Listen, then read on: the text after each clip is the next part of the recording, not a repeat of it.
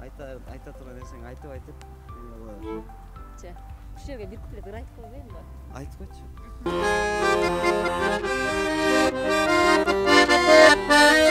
Көзүмдү албай колум тоонун отунан. Урматтуу достор, биз сырттагы аба ырайына байланыштуу кайра бул студияга келгенге туура келди. Андыктан бизден алыстабаңыздар, кызыктын баары алдыда. Жалпыңыздарга жагымдуу маанай тартуулаган элдик таланттар рубрикасы Медиа 24 каналында старт алды. Бүгүн бизде өзгөчө конокторубуз бар, андыктан биздин каналдан эч кайда алыстабайбыз. Саламатсыздарбы? Кандай келип алдыңыздар? Саламатчылык. Кудайга шүгүр жакшы келдик. Ошо Бишкек шаарына келип аябай үшүп атабыз. Суук жер экен аябай. Биринчи жолу келип негизи. Эжеке айтсаңыз, биринчи жолу Бишкекке келдим дедиңиз. Бишкек кандай экен? Жактыбы Бишкек? Эч кимден сурабай айта турган нерсең айтып. Кыргыздын бузулбаган салты менен кызыңар амандашсын калкы менен. Биринчи ирет кең Бишкекке келип калдык, мына ушул улуу өнөрдүн арты менен. Абдан жакшы. Бул жака бир иш-чарага келдик дедиңиздер эле. Эмне иш-чара? Бул жака келгенибиздин себеби ошол коомдук телеканал КТРКда Тоголок Молдонун 160 жылдыгы болуп, ошол түзүлгөн айтыш фондунун 20 жылдыгы экен. Ошого карата айтыш өткөн. Кече тандоо тур болчу, бүгүн финал. Кече тандоо турдан өтпөй алганбыз. Өтпөй калып, бул жака сиздердин ушул YouTube каналыңыздарга тартылып берели деп келип калдык. Ийгиликтин эрте кечи жок дейт. Бул жолкусунда болбосо кийинкисинде болсун деп тилек кылалы. Анда эмесе сиздерден биздин көрүүчүлөргө жакшы бир чыгарма суналып.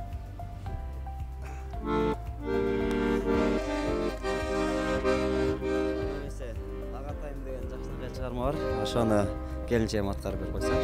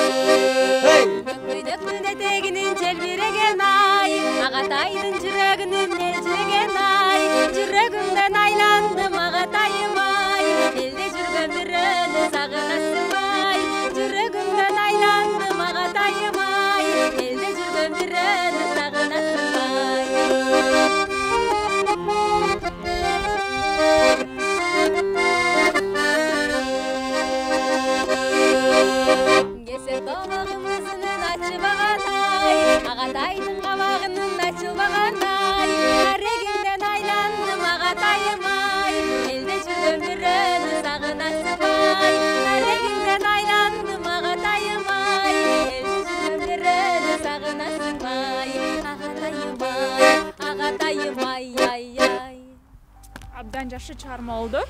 Айтсаңыз, негизи музыкалык билимиңиз барбы? Негизи музыкалык билимим жок. Бул учурга чейин окууну бүткөм, негизи техник болуп бүткөм, анан ал кесибим менен жакпагандыгына байланыштуу иштебей калгам.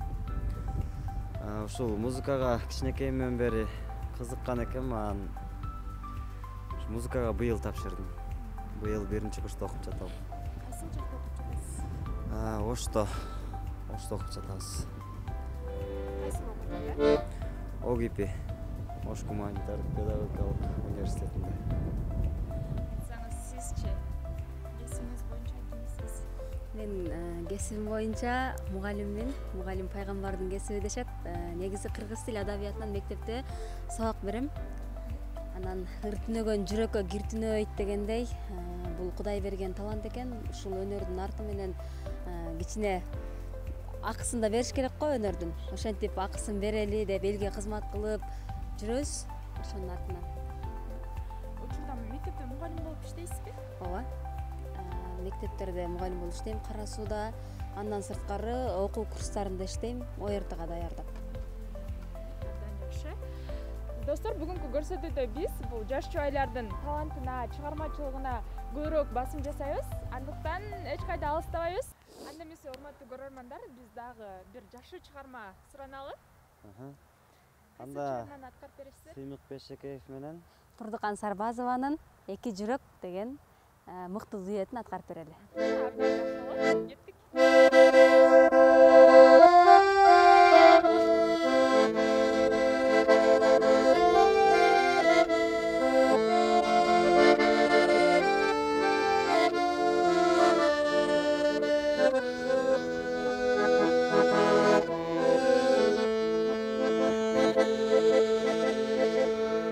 Gözümde albay kolum tonun otunan Ödönüm ört şüşkürüp olturam Tağdır turat kolum toğa baylanıp Taştap getsem ne bolot dep çoçugan Arzu bizge azap boldu kaydağı Asıl geçin bir söz aytçı jaydağı Агай мени өзүң элең азгырган, астыртадан көздү кысып жазгырган, калбай ээрчип күндө белек калтырып, карындаш деп эркелетип назгырган, алан сайын жүргөн элем тартынып, моюнума колуң турса артылып. Бирге сызып, жүрөктөгү жарабыз, биздин дайым, бирге дүйнө салабыз. Арзу деген азап экен туйлаган, жакын туруп, алыс минтип барабыз.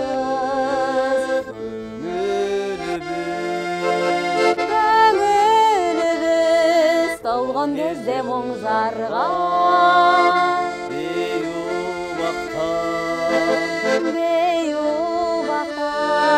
биз келебиз гүлзарга.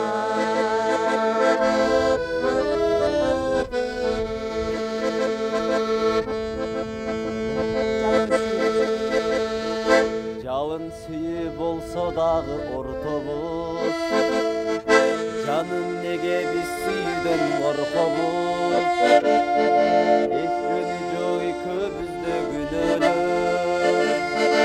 Эки жүрөк экөөбүздүн эркебиз Булганычты ушак кылар бир өлөм Бул сүйүүнүн аздек сактап жүрөкөм Жашырынган сүйүү ушул сүйүүбү, жанды кыйнап бүттү сырдын түйүнү. Алысташып жашайлычы агайым, азап болду сен кыя албай үйүмү. Мен тагдырдан өзтеңимди табайым,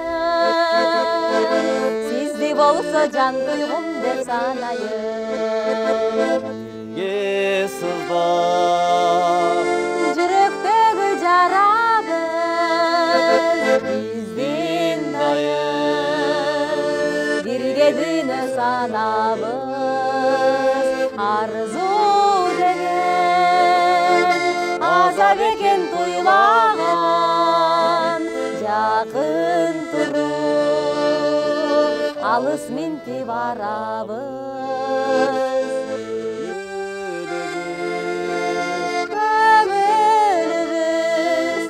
Кезде моңзарган, бейубакта биз келебиз гүлзарга, биз келебиз гүлзарга. урматтуу достор, биз сырттагы аба ырайына байланыштуу кайра бул студияга келгенге туура келди. Андыктан бизден алыстабыңыздар, кызыктын баары алдыда. Мына ушундай жагымдуу Кош жүрөк аттуу чыгармадан кийин кепти махабат баянына берсек, кантип таанышып калдыңыздар эле? Биринчи кадамды ким жасады? Биздин таанышыбыз негизинен биздин устатыбыз бар.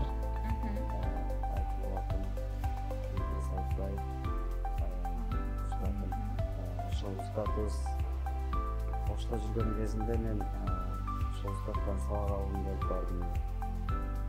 Барып, мен барганда агай больницада болуп калып, 10 күндөй жашап, анан ошол агайдын окуучулары менен таанышып,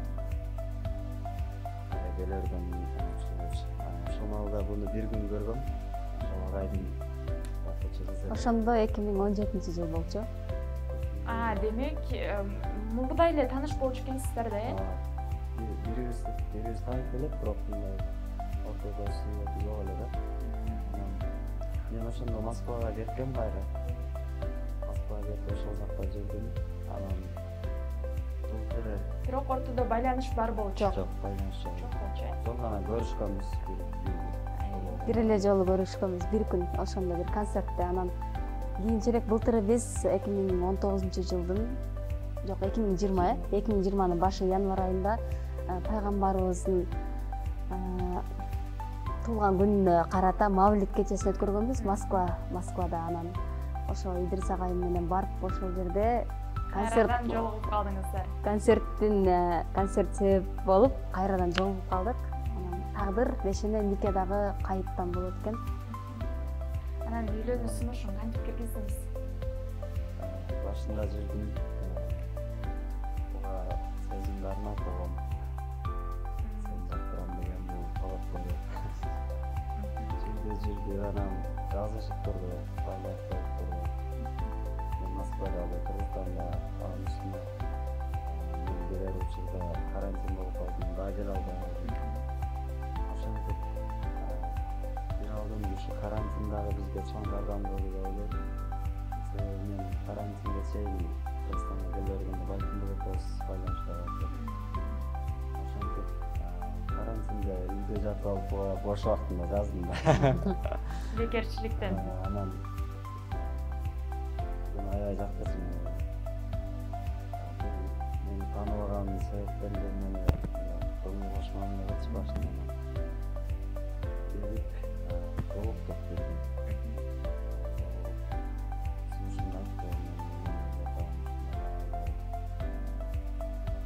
Даяр бол дедиңиз сразу.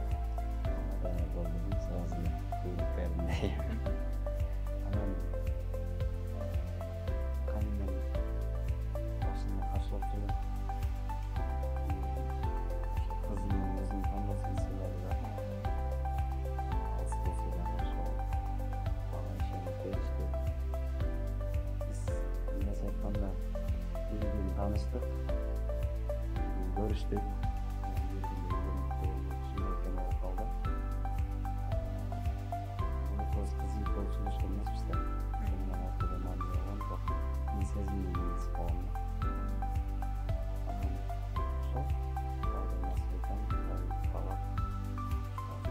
Демек, карантин жакшы эле пайдасын тийгизиптир, э? Кудай бир жамандыгын берсе, артынан бир жакшылыгын берет деп бизге ушул болду. Башында ошол карантин болуп аябай кыйналсак, арты чоң Жакшы бакыт болду деп ойлойм. Жакшы чоң бакыт берип койду мага. Айтсаңыз, үйлөнүү сунушун киргизгенде сизде кандай сезимдер болду? Бир көрүү Деле алган жок деп койсо. Бир көрүү эле макул болдуңузбу? Бир көрүп дегенде эми адамдын акылын бир 2 саат сүйлөшүп гана билүүгө болот да. Анан мүнөзүн биле албайсың, мүнөзүн билиш үчүн бир өмүр ал менен жашашың керек. Анан албетте ичине жактыруу болду. Мунун мүнөзү, адеби, тарбиясы, акыл эсин аябай бааладым.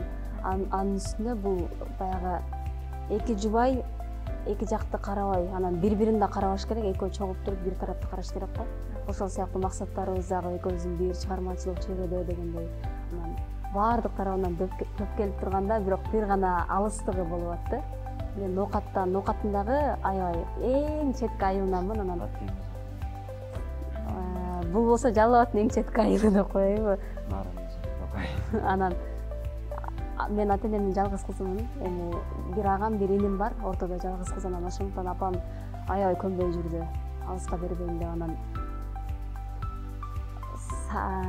сактадык ушул ыйык махабатты, бул сүйүү алоолонуп бара жатты. Алысты жакын кылган кыз экен го, ноокатка жакын кылдым Жалал Абадты деп. Анан Жалал Абадка турмушка чыктым. Эми Кудайдын буйругусуз кумурсканын буту дагы сынбайт экен. Баарына шүгүр дейбиз. Үйлөнгөнүңүздөргө 6 айдын жүзү болуп калыптыр. Үй бүлөдө ким көбүрөөк кызганчак экен? Кызганчак менен эжемди неме кылып алсам, жакын көрүп алсам, ошондо эле кызганып, чоң балдардан уруш кетерсиң деп. Ошол кичинекейинен эле кызганчакмын. Бирок мындай кызганычтын да чеги болот да. Ашыкча болуп эле кызганууду. Бул деле мен мындай кызганчактыгыма дурустап окшош бир неме коюп турмун деген кызгандырып жакшы же эмес айтканда баары жакшы. Кызгануу жок ортодо. Бири-бирине болгон ишеним болсо эле кызгануу болот. Биз бири-бирибизге ишенебиз, ошол жок болот да. Негизи кызганчакмын, бирок кызганбайм. Кызгандырбайт. Болмушту алдын ала билиш кыйын, бир жерге суу сыяктуу сиңиш кыйын. Чыгасың бир мүнөттө ишеништен, андан соң ишеничке кириш кыйын деген бир ырым бар эле. Ошону айтканда мен ойлондум да. Үй бүлөлүк бакыт каалап эле дагы бир жашоо бир чыгарма сыналат. Жакшы болот. Кайсыл Мурак. чыгармага бересиз? Анда мен Мурак Абдрахмановдун Сага деген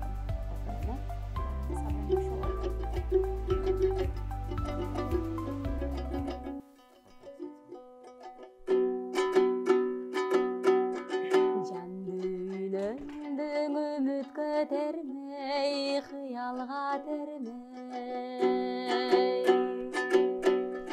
Сага саналар сансыз агылат селдей. Карап карегим талып издесем да, бүт дүйнөдөн таппадым сендей, көрбөдүм сендей.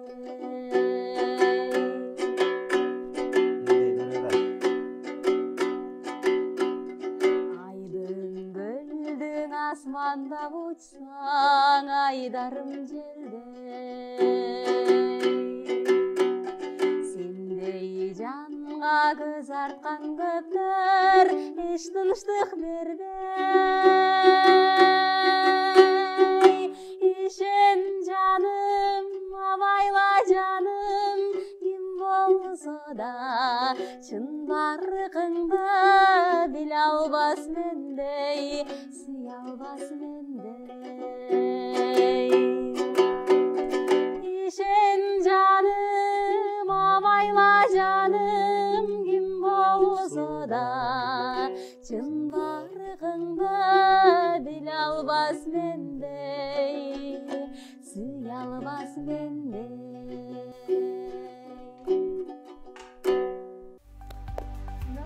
Керемет чыгармадан соң кайрадан Мая көздү улантабыз. Айтсаңыздар, чогуу биргеликте чыгармачылыгыңыздарды өркүндөтүп, бир дуэт жаздырып, эл алдына чыгып ырдасак деген пландарыңыздар барбы? Ошол негизи максатыбыз ушул. Эсимде чектен ашпаган ырларды да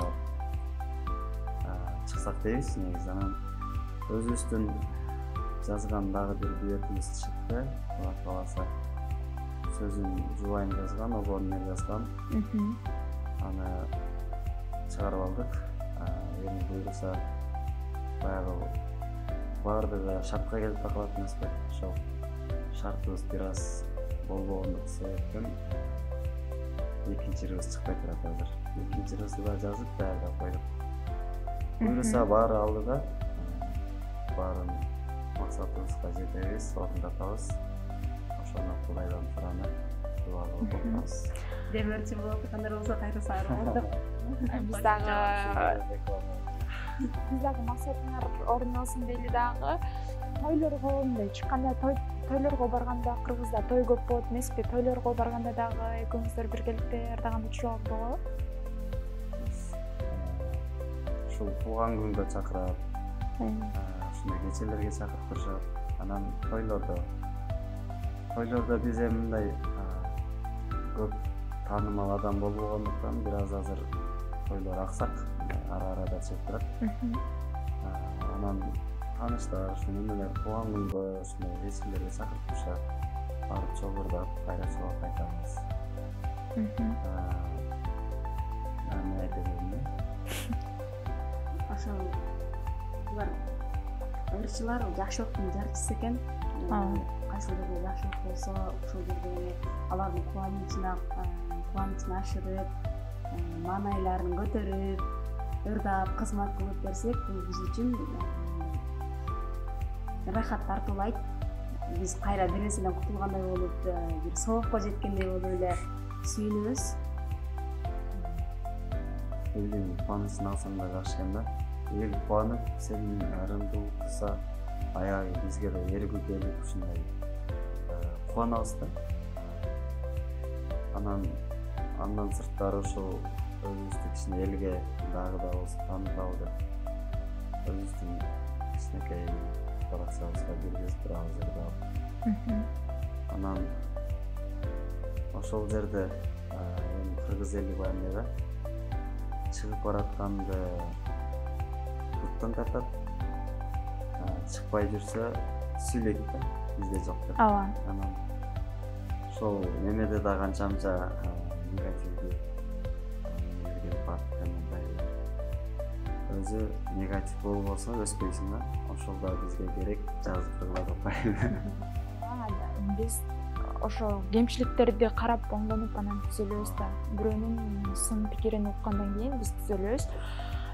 Дагы бир жакшы бир биздин көрөрмандарга бүгүн айта кетпедикпи, биз чыгармачылыгыңыздарга көбүрөөк басым жасайбыз деп. Дагы бир жакшы бир чыгарма экөөңүздөр биргеликте аткарып берсеңиздер. Чыгармаларына. Жамалы менен берметтин, жабыркап жүрөк дегдеттин,